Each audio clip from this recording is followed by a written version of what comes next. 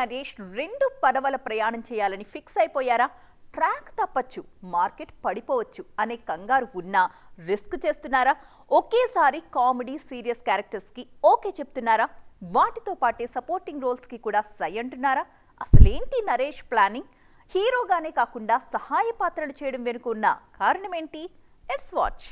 Career మొదట్నుంచి కూడా నేను హీరోగా మాత్రమే నటిస్తా, లీడ్ రోల్స్ మాత్రమే చేస్తాననే కండిషన్స్ ఏం పెట్టుకోలేదు అల్లరి నరేష్.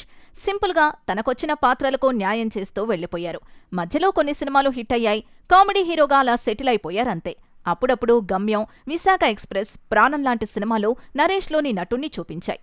హీరోగా నటిస్తున్నప్పుడే గమ్యం, శంభో శివశంభో సహా చాలా సినిమాల్లో సపోర్టింగ్ రోల్స్ చేశారు నరేష్. ఇక మహేష్ బాబు, మహర్షి తర్వాత అల్లరి నరేష్ కెరీర్ మరో మలుపు తీసుకుంది.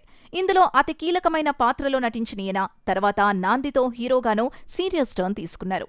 ఇటు మారేడుమల్లి నియోజకవర్గం, ఉగ్రం సినిమాలతో అదే దారిలో వెళ్తున్నారిప్పుడు. సీరియస్ రోల్స్ చేస్తూనే ఈ మధ్య సోలో బ్రతికే సో బెటర్ ఫేమ్ సుబ్బు దర్శకత్వంలో బచ్చలపల్లి అనే ఎంటర్టైనింగ్ కథకు ఓకే చెప్పారు. తాజాగా నాగార్జున నా సామిరంగలోనూ అంజిగాడు అనే సరదా పాత్ర చేస్తున్నారు. ఓవైపు హీరోగా బిజీగా ఉంటూనే మరోవైపు సపోర్టింగ్ రోల్స్ కి తన సపోర్ట్ అందిస్తున్నారు అల్లరోడు. రిస్క్ అని తెలిసినా 2 పడవల ప్రయాణం చేస్తున్నారు.